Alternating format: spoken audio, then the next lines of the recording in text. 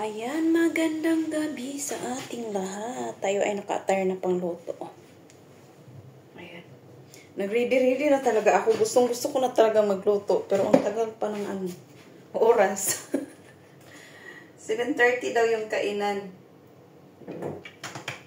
Tapos ngayon, anong oras pa lang? 7 pa lang.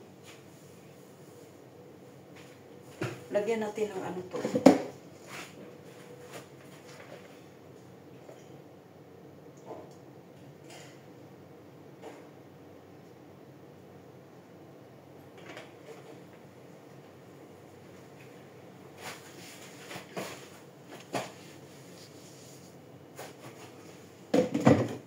Ayan, ito ang aking lulutuin ngayon. Pork chop na chop na talaga siya. 2 piraso lang. Kasi 2 lang naman kami. I-cut-cut lang yan ng amo ko. Tapos yung isa, hati kaming 2. Tapos ito naman, sa gulay. Ayan. Ilalagay sa gulay. Tapos with, lalagyan ko lang siya ng chicken powder. Konti lang talaga para may panglasa lang sa gulay ba. Kasi ito siya, maalat na to. Ito, maalat na to. Ayan, nag-aantay ako. Alas 7 pa lang. Meron pa tayong 15 minutes para mag-start magluto. Ayan. Saka na natin yan. Nag-alarm naman ako hanggang 15. So, aantayin natin. Bahala siya. Sabi niya 7:30. 7:30 daw. Minsan kasi 15 minutes. Ayan, wala pa. Ayaw ko ng ganito. Yung nagmamadali ka ba sa oras. Minsan kasi nagmamadali ako sa pagluluto. Mas gusto ko yung kunyari, 5 o'clock, nag-message na 7 ang kainan. Ngayon, anong tawag doon? Papalit-palit ng oras. So, mamaya na tayo. Nainit ko naman na yung soup namin. So, ang gagawin ko na lang is gisa ng ng gulay. Madali lang naman yung gulay, gisahin, tas yung karne is madali lang din siya. So, ayan. Aantayin natin. Mag-cut pala ako muna ng I-cut ko muna yung spring onions para diretso nalagay.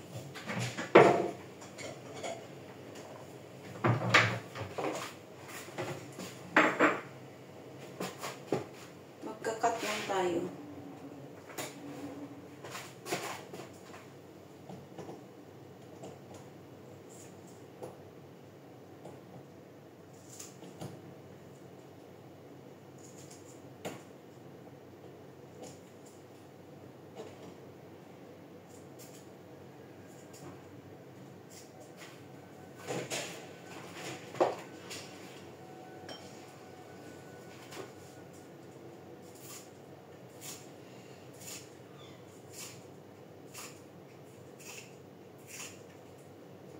Pang-sprinkle ko lang to sa taas.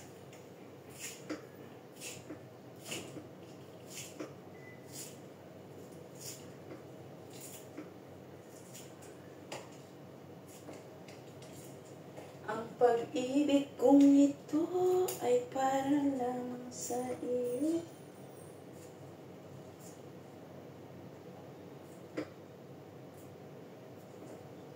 May pa sana to, itlog. Hindi na ako luluto ng itlog. Huwag natin lagyan ng itlog kasi marami naman yung namin. Yung meat. Baka sumubra. Sumubra din ba? So, ayan. Antay tayo. Mayroon pa tayong 12 minutes. Maupo muna tayo dito. Chika-chikahan muna tayo. Ayun, yung anak ko ay may lagnat pa rin siya ngayon. Uy, hanggang ngayon, ilang days na. Nung Sunday pa yun, o Monday. 3 days na yung lagnat niya. Sabi niya mapait daw yung ano niya, yung panlasa niya. Sabi ko baka ano na yun, COVID na ba? Pero ano siya, parang may ano siya, lisa. Kaya kailangan niya magpahilot. Sa Friday pa siya uuwi kasi ano nga sila, busy sila sa kanilang school. Sabi ko, umuwi ka na bukas. Sabi niya, hindi pwede kasi may ano. Ayun, nagtitiis talaga siya sa ano niya, sa sakit niya. Ako na lang tong problema. Ay, walang katapusan na problema ko ba? Ning. Tinikman ko yung ano, yung black beans ba?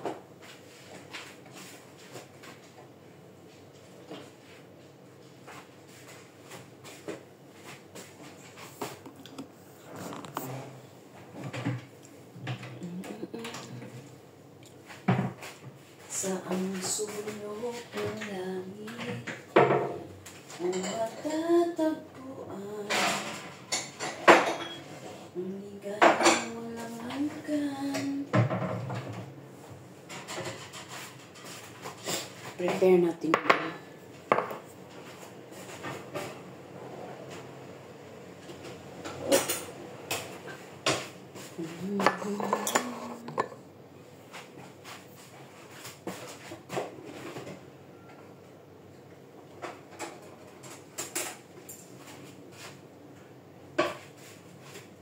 Ayan, see you again mamaya. Ayan, tagal pa rin. Pag nag-aantay tayo ng oras, ang tagal, di ba? Ayan. Ang aking mga alaga yan, doon lang, sa baba. Ayan, nag-aantay yan sila sa kanilang nanay. Ayan. O, di ba? Ang labas natin, andoon. Maganda sa sa terrace, sa labas. Ewan ko kung anong sinumbong ng mga bisita namin kanina. Bahala sila sa buhay nila. Nag-offer naman ako ng maiinom sa kanila. Sabi ayaw naman.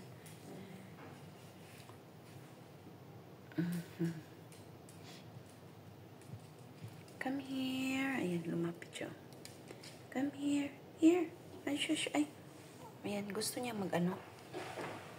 Ganyan-ganyan. Gusto niya mag-massage. Pag gusto niya lumapit sa akin, ganyan niya siya. Magpa-massage. Minsan, inaaw-aw ako. Pag malapit na akong pumasok sa kwarto ko, mag-aw-aw yan siya. Nagagalit sila pag pumapasok ako sa kwarto. Gusto nila dito lang ako sa loob. Hindi na ako matutulog. Tapos kunyari, umaga, nagising na ako, naglilinis ako dito sa sala. Ngayon sila, narinig siguro nila kasi konting ingay. Magtatahol yan sila. Ay, gising na, ando na si Silin sa sa labas. Gusto na rin nilang lumabas pag ganyan. Pero yung amo ko is siya, alas 7 yan siya nagigising. So, mag-aantay talaga sila. Ayan ang cute lang. Inaantay ko yung oras, wala pa rin. Ayaw kong magluto ng kasi yung gulay is siya ba? Parang maiba yung kulay niya. Mag-iiba ang kulay pag niluto mo ng maaga. Buti na yung andito siya, nagluluto ako. Tapos yung karne is madali lang naman yan. Mga 5 minutes. Mga 7:15 magluluto na ako. Ayan. Ayan siya. Ang isa andoon. Pag natapos na siya magpa-massage, aalis na yan siya. Diba? May kapitbahay na naman sila. Kami, aalis din kami dito siguro. Ewan ko kailan. Baka next year. Ewan ko lang.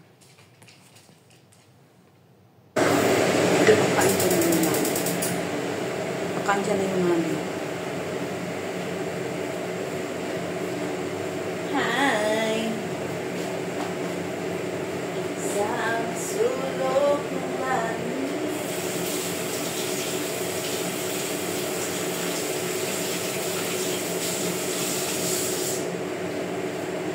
Matatagpuan meses. Ganyan na walang hanggan.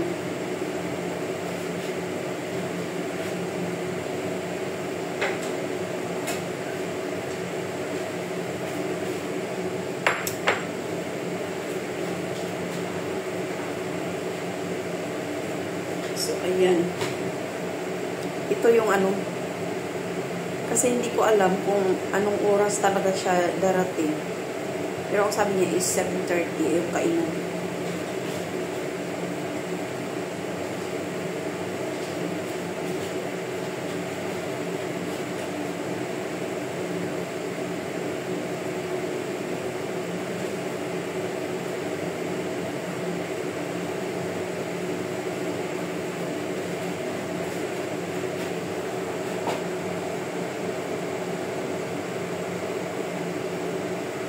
Minsan ang takbo ng buhay ko.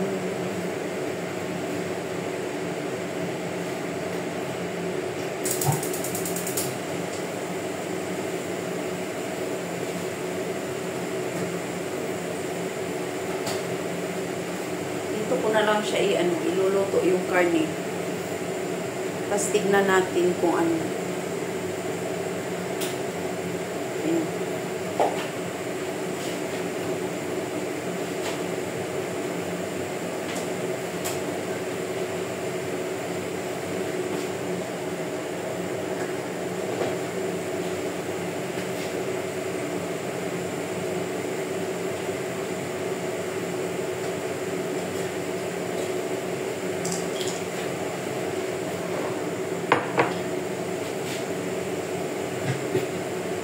Lagyan natin ng konting asin.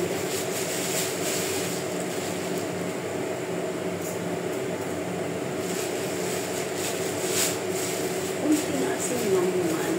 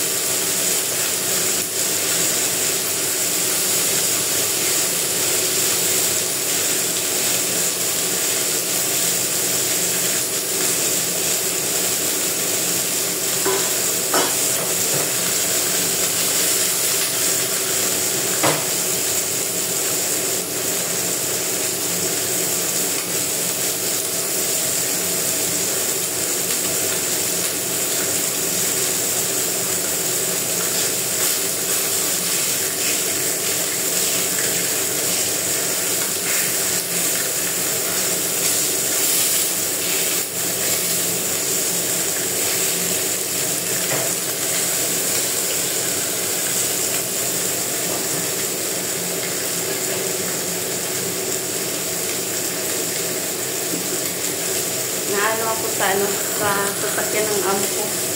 Pinagdan kita.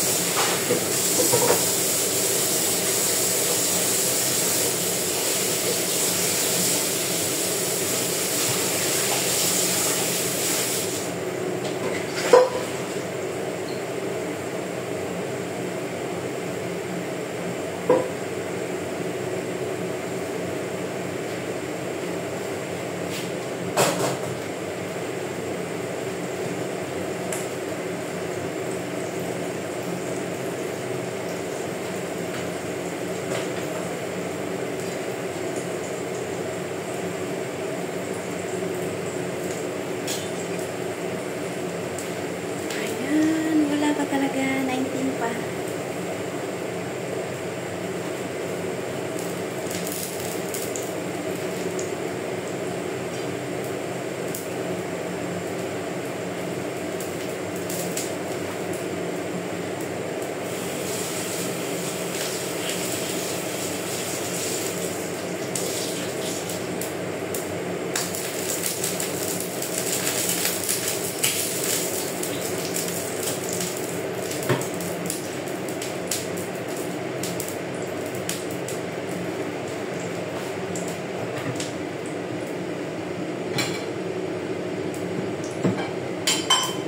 Ito yung pinakaayaw ko na mag-antay tayo pa.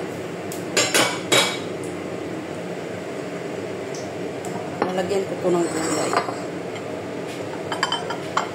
Baka ito na yun.